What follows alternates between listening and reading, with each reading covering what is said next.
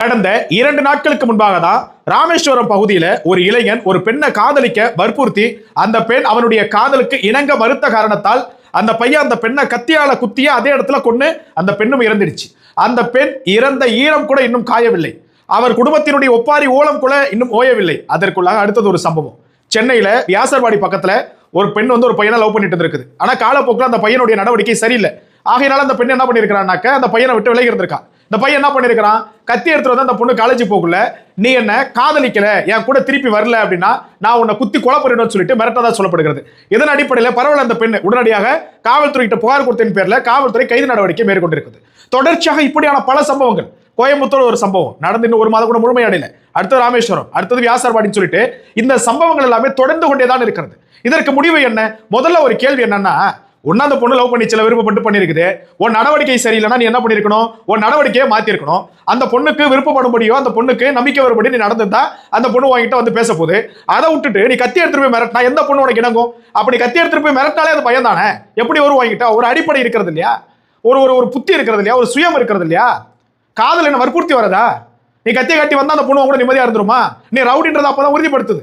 அடுத்த 2வது விஷயம், சரி இதே போல சம்பவங்கள் நடந்துகிட்டே இருக்குது. இதற்கு யார் தான் முற்றுப்புள்ளி வைக்கிறதுன்னா சட்டம் தான் முற்றுப்புள்ளி வைக்கணும். கோயம்புத்தூர் சம்பவம் எல்லாருக்கும் தெரியும். இப்ப என்ன நடந்துச்சு? அவன் உள்ள ஜெயில இருக்கிறான். 2வது ராமேஸ்வரம், அந்த பொண்ணு இறந்துருச்சு அந்த பாப்பா. இப்ப அவன் எங்க இருக்கிறான்? ஜெயில இருக்கிறான். என்ன நடக்கும்? இப்ப கஸ்டடியில் எடுத்திருப்பாங்க, கோர்ட்ல கொண்டு போய் சப்மிட் பண்ணிருப்பாங்க. அவனை கோர்ட் என்ன பண்ணிருக்கும், ஒரு 5 நாள் ரிமாண்ட் பண்ணுங்கன்னு இருக்கும். அடுத்து அவன்கிட்ட போலீஸ் விசாரிக்கும். திருப்பி ஒரு 5 நாள் முடியறதுக்கு அப்புறம் ஹியரிங் கொண்டு போயிட்டு அவனை நிறுத்தும். காவல்துறை நிறுத்துறதுக்கு அப்புறம் என்னென்ன புகார்லாம் கொடுத்துருக்காங்க, என்னென்ன எவிடன்ஸ் எல்லாம் கலெக்ட் பண்ணிருக்காங்கன்றத சப்மிட் பண்ணும்.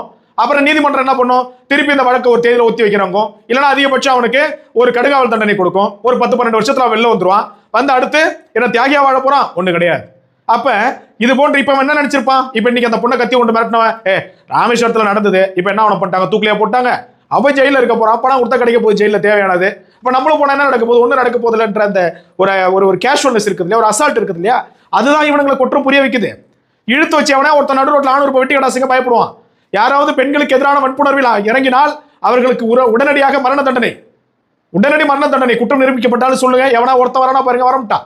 அப்ப இது போன்ற சம்பவங்கள் இங்க எப்ப தடுக்கப்படும் அப்படின்னாக்க, தண்டனை சட்டம் எப்போது கடுமையாக்கப்படுகிறதோ அப்போதுதான் இது போன்ற குற்றங்கள் இங்கே நடக்காமல் இருக்கும். அது வரைக்கும் என்னால கத்திட்டே கடந்தாலும் சரி, என்ன மாதிரி 1000 பேர் பேசினாலும் சரி, ஒண்ணு இங்க மாற போறது கிடையாது.